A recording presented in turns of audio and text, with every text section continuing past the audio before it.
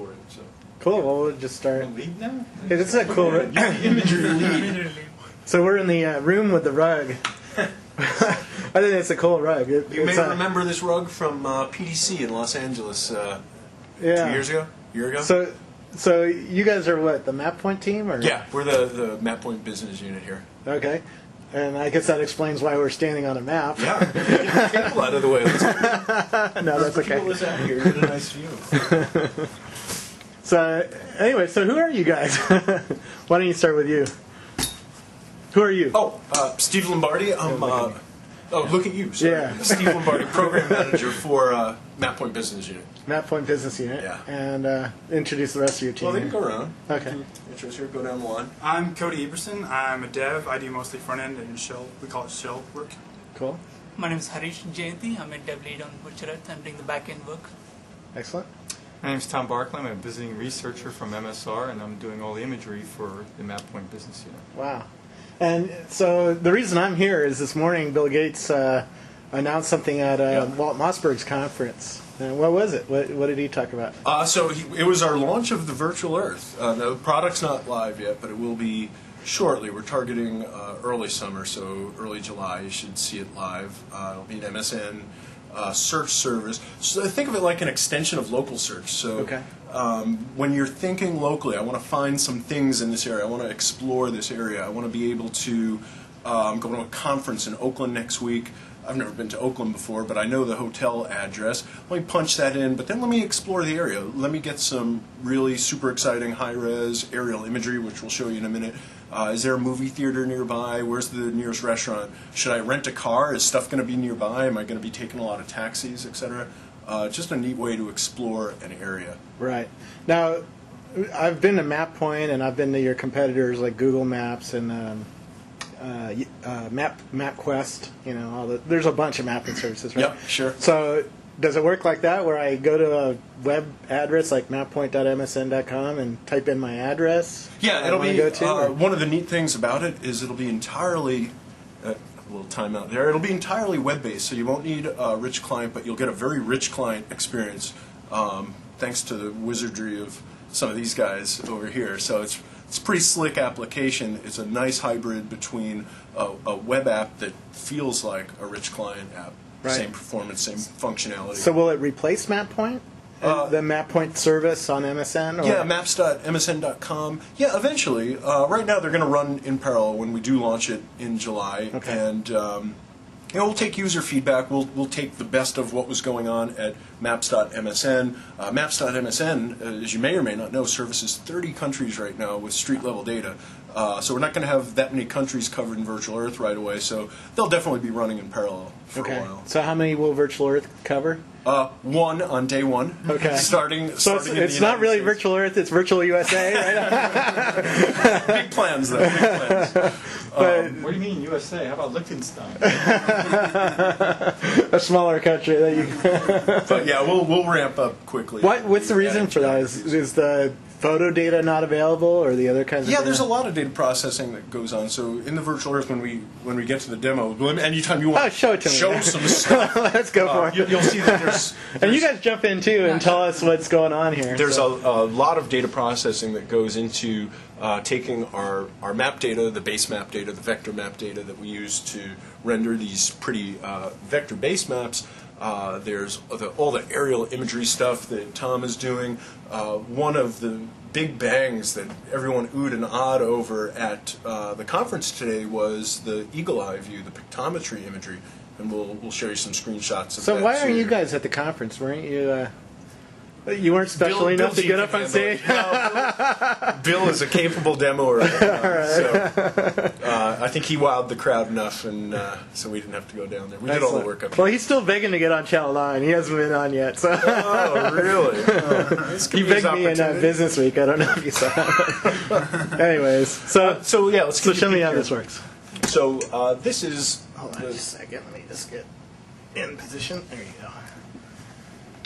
Okay. Is that good? That's good. All right, so you'll notice that the first thing you can do is interact with the map with this game-style panning. So notice as I'm at the center of this compass control, I slow down, and then I speed up when I come into the back into the center. I can also click to drag. I can double click to zoom in.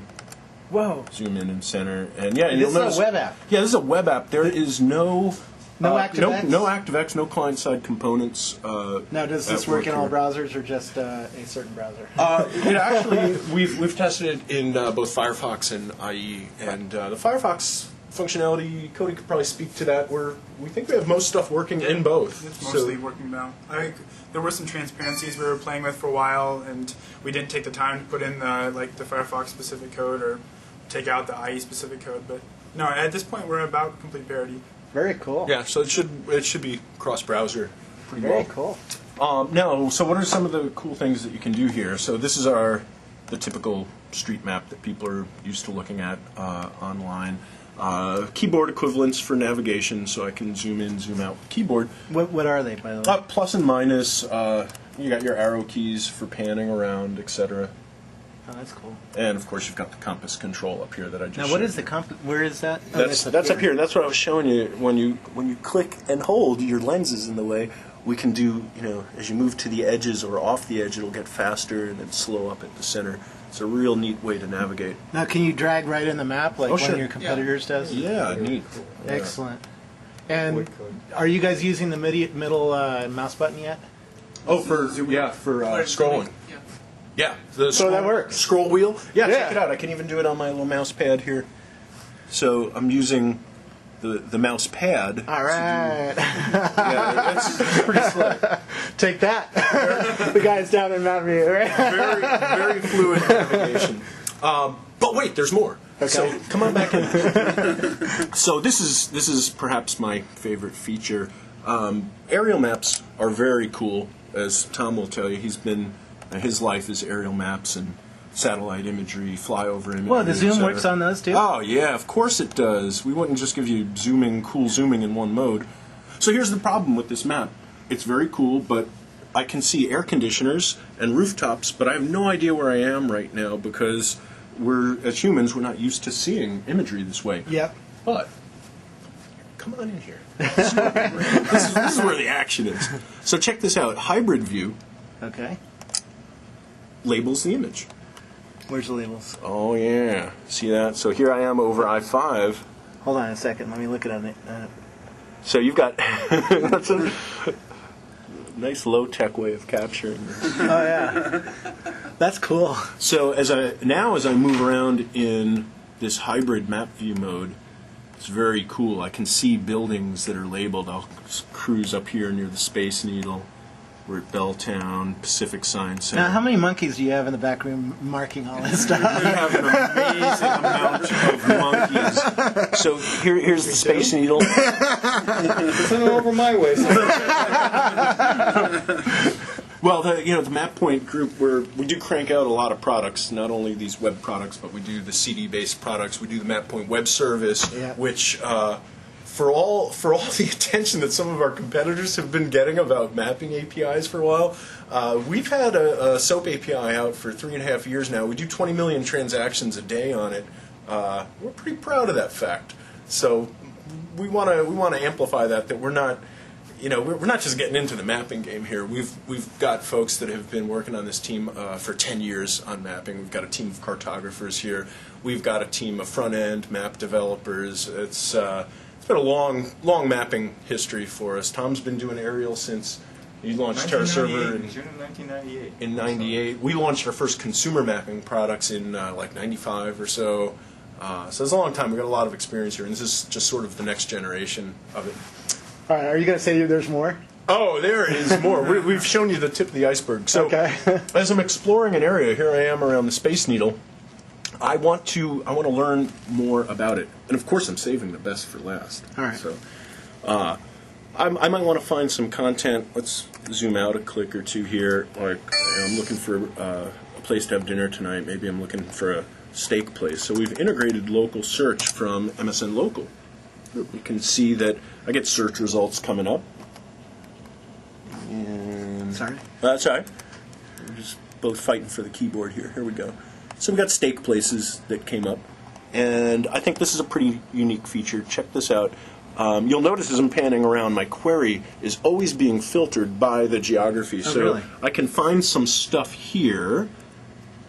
Here's Morton's of Chicago, and I'm going to add it to my scratch pad It's a really good place to have steak, by the way. over there. Yeah. Yeah, a little spendy Yeah. over at Morton's, but Hey, take a nice hunk of beef. Take Bill with you. I heard you can afford a dinner or two. wallet with you. I got his American Express card. You want to go? I hear his demo went pretty well this morning. Maybe he'll take the team out. All right. So anyway, we found Morton's. We threw it on this new little gizmo called the Scratch Pad, and Yep. this is you'll see that on the Scratch Pad as I add things to it. Hey, say hi to Amit.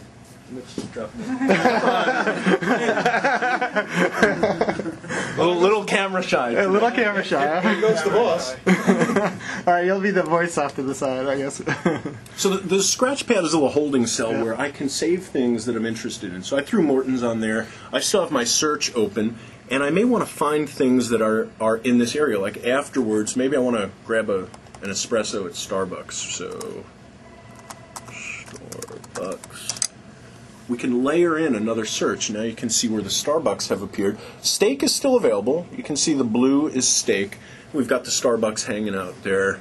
We'll check this guy out. It's close to our steak place. We're going to add that to our scratch pad.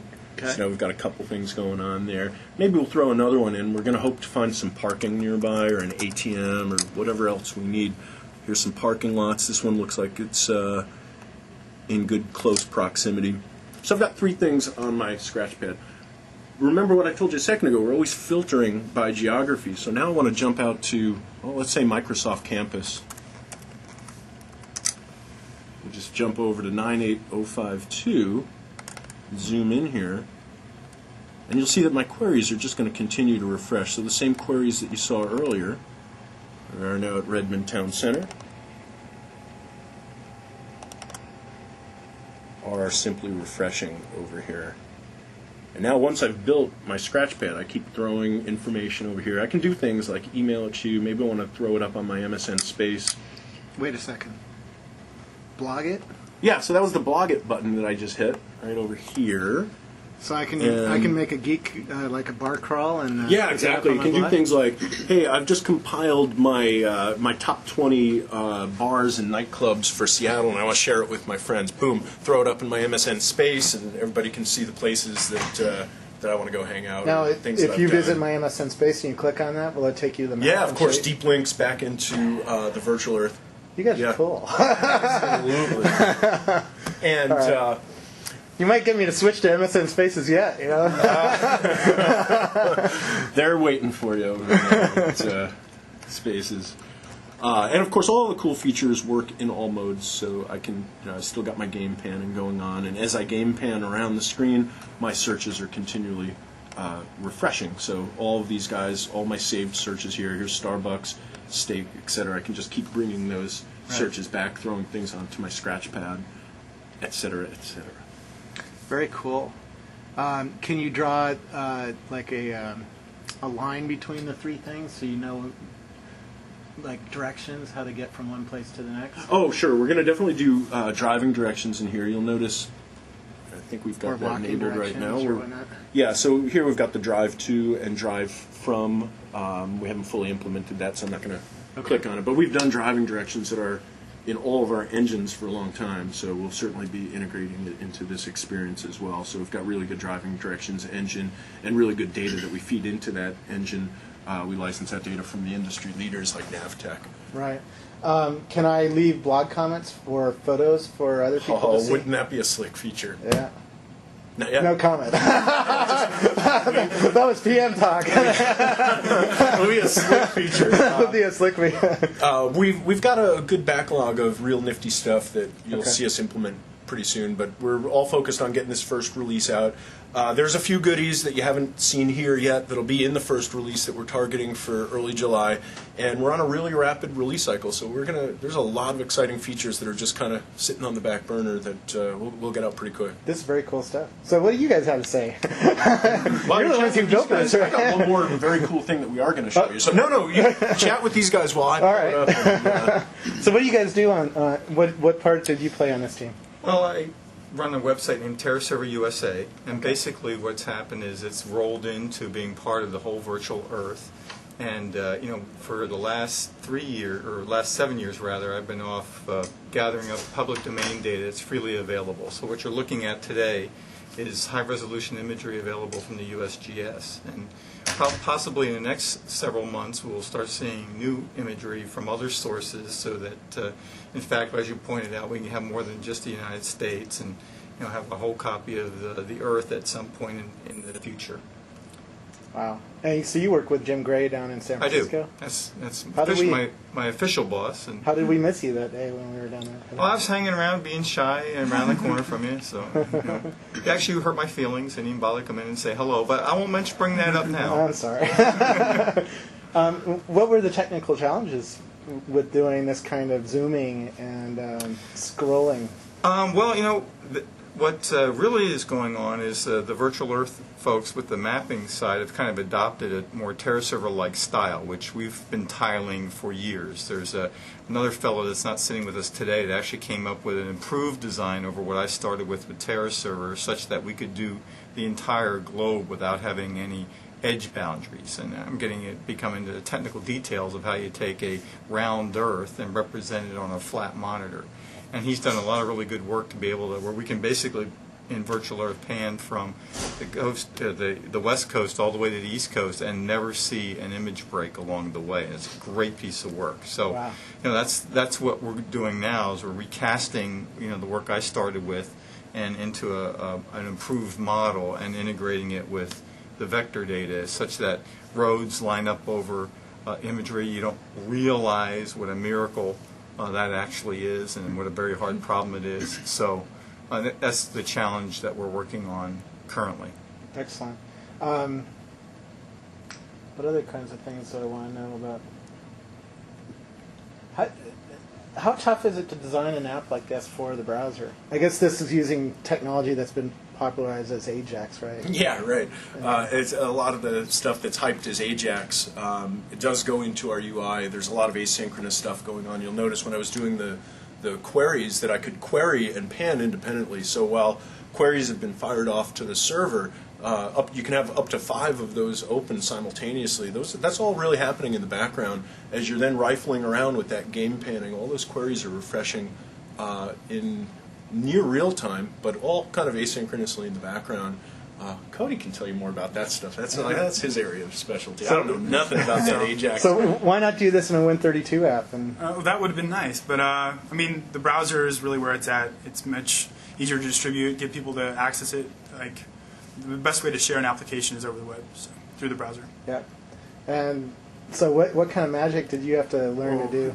Well, JavaScript, taking JavaScript to a new level, definitely. With Ajax is just one part of it.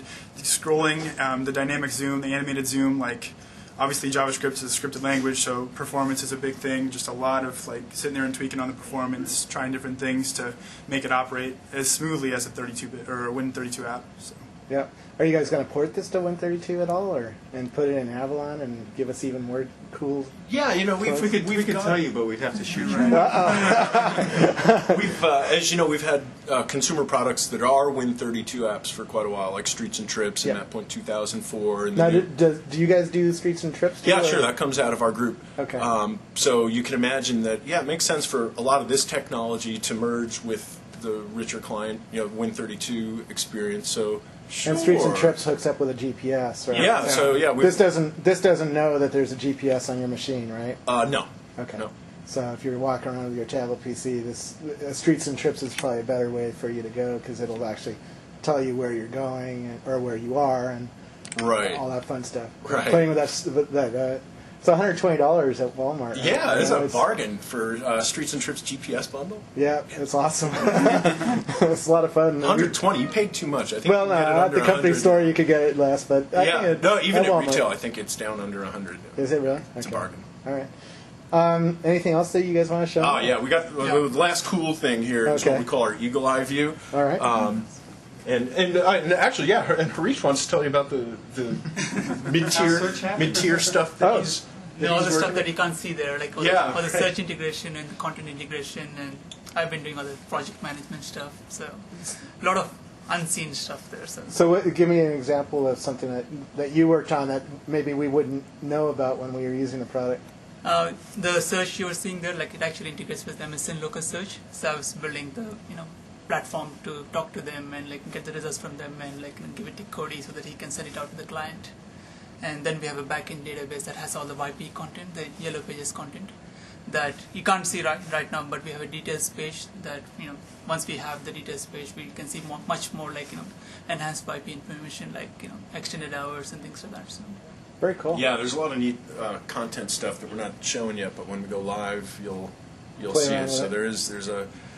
What's the first 3 things that people should try when they do get virtual air? I think they'll just like funning around with the maps. Put in their home address. Yeah, you start with your home address, you go over to that aerial labeled view, and what I find myself doing is just exploring new places. So I remember the first time that Cody got that up in the UI, he sent me a link, and I was like, oh, this is cool. And then it's like 30 minutes later, I was just still in there playing. And it's just fun to explore. And then, sure, you start bringing in the content on top of it, and you really start to get a feel for what an area is like. And then lastly, we've got our eagle eye view. So I got to show you that. All right. Now this is what we're going to do is show you a prototype of it because we're still working on this. This probably won't be in the first release. Okay. But Bill did show it today at the D conference, so we can show you at least what he showed publicly. It's pretty slick. I think this is really the future of exploring the real world from your desktop. So this is an artist's representation of what the UI might look like. So you can see this little lens over here. This would glow on your screen when we've got this level of aerial imagery available. Now, boink. And what did you just do there? I just clicked on that lens that was out here, Okay. and what it did is it opened up this lens that I can drag around on the screen. And of course, this is just a designer's early look at what the user interface might look like. Okay. But what he's really done is opened up a lens into the real world. So he's gone from the vector map. He's showing you, and you'll notice that that's not your standard. That's not your grandpa's satellite image there. No. That is a really low elevation flyover at 45 degrees. Now I'm going to switch to one more shot of that. So this is the raw image. And we're working with a company called Pictometry that actually flies these planes. You can picture a plane flying. Watch how tight I'm going to zoom in here, Scoble. This is amazing. This is right around the corner from my office. Oh, yeah. So this is taken from a plane. Wow, I can see all sorts of uses for this. Right. Now, Yeah. now imagine with that built right into our interface so that you saw me switch from vector map to aerial map. Now picture switching into this new style. And I can cruise through here. Imagine you're planning a trip to... Now, what are the privacy implications? You could probably see somebody sure. Well, nude sunbathing in the backyard. Some of these images not are- quite. Not quite. So If you're lucky. If you're like, As Bill said this morning when he showed this stuff, sure, he was asked that question. We think a lot about privacy in the MapPoint group. With our MapPoint location server product for real-time location, we've put a lot of thought into privacy. Same issues here. As Bill said this morning, we've been doing this stuff for 10 years now, and we look at it as, well, we really don't want to infringe on anyone's privacy. You'll notice that the zooms can't get down close enough to show like the license plate on a car or a person's face, etc. They're certainly not real-time images, so it's not like, we command a fleet of satellites that can just zoom in on an area in real time to show view. No, it's the imagery is all cleansed. okay. There's a joke in the imagery business. If you hang around with spies that do this for a living, where, from a satellite, for example, the best resolution that you can possibly do is a 0.5 meter per pixel, and that's measuring what it is on the side. And the joke is, you can 1 foot resolution, which is things we have. The satellite data is 1 foot resolution. Is you can't see individuals very easily. You can see them if they cast a shadow. And it's not really until you get to about 3-inch or 4-inch that it goes from being, satellite or aerial imagery to porn, right? Which is what I think you're getting at. So that's where we as an industry to do imagery have to worry. Is right around that resolution. Yeah, and we're probably 5 years away from that.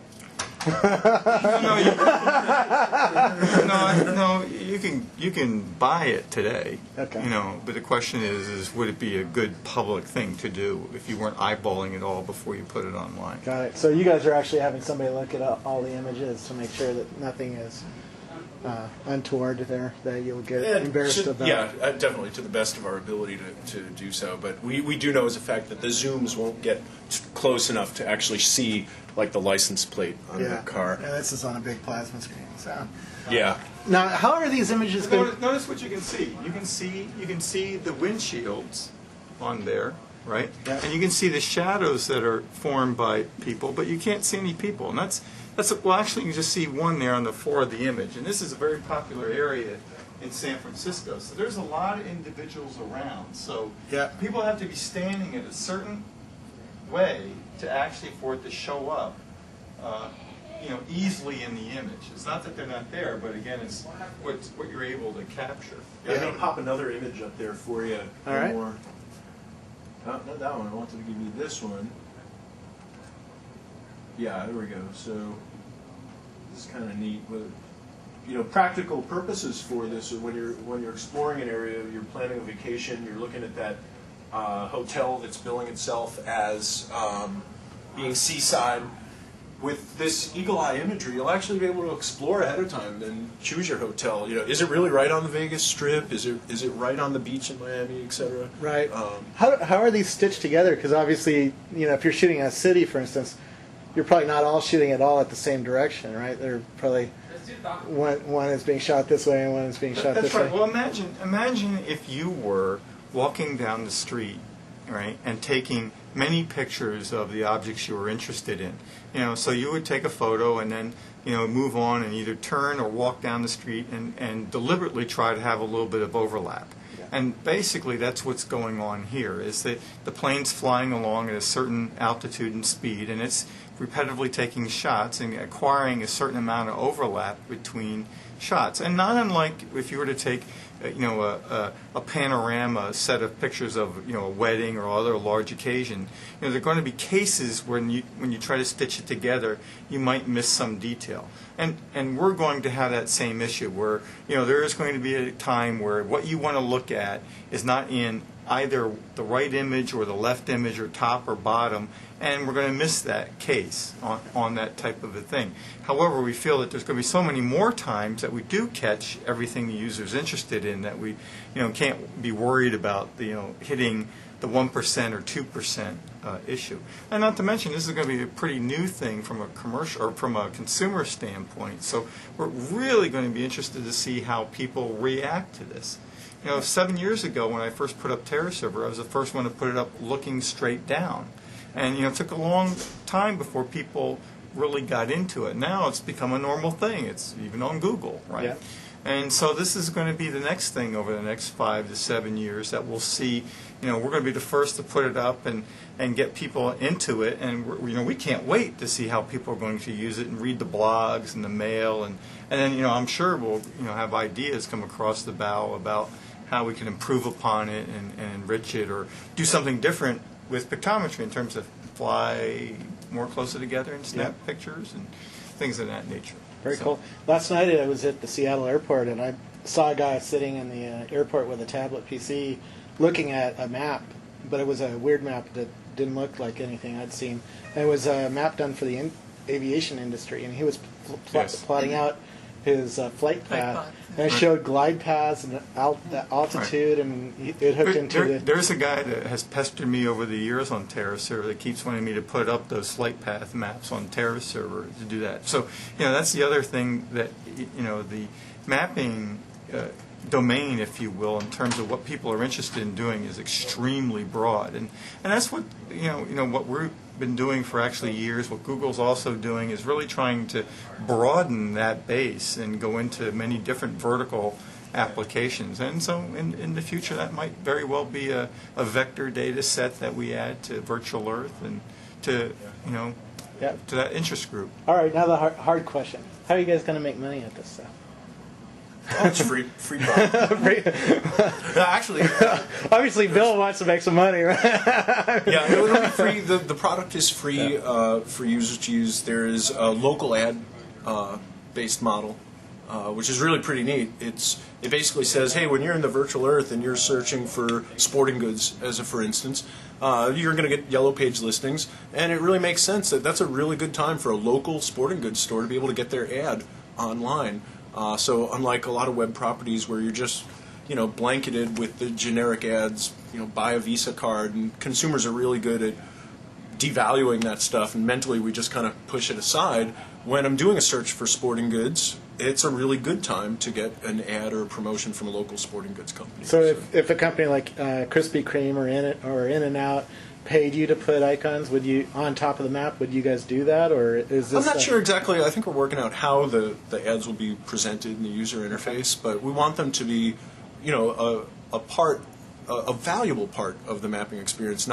We don't want people to look at the site and think, oh, well, it's just full of ads. You won't see that at the Virtual Earth. It'll be highly valuable, highly targeted ads. Right. And anything else you guys? I think we should close by finding your house. Oh. Well, or an address of your choice. One Microsoft something in the backyard. Hey man, no comment. So I'm too visible. I don't want people you don't want coming people over. like stalking. And I read on my blog when I'm not home too. So cause problems. But Not so much for that demo, hey? Hey, let's do your house. Let's do Bill's house. Everybody knows where Bill's house is. Right. They do it, a tour along the waterfront. Maybe like one Microsoft Way or something like that. Well, we'll just find campus then. Yeah, you can see where we are. Yeah, why don't we show where we are right now, where we're doing this video from? Washington. There we go. So there's one Microsoft Way, but we're actually over here in this building, so let's zoom in over here. Let's see how close we can get. There we go. We are sitting right about We're in the here. next building. Oh, yeah, excuse me. Hang on. Here we are. We're sitting right like a about. mapping guy to get lost. Hey, I was only off by a building. Yeah. Actually, I went to the other building. They all look alike from the sky. They all look alike from the ground too. Nicely symmetric. Is it a feature or is it a bug? Yeah. Well, thank you very much. This is great stuff. Yeah, thanks for and stopping in. We'll try to get this video. We'll definitely have some stuff up on Channel 9 as we get closer to launch. We're getting pretty close. We're probably about 4 or 5 weeks away, so definitely stay tuned, and you'll hear about it first on Channel 9. So about a month away. So end of July. No, that would be. I'm sorry. That would We're be in 2 May. months. So towards the beginning of July, beginning to mid is what we're targeting. So Independence Day. All right. yeah, pretty close. Cool. Thank you very much. Yeah, certainly.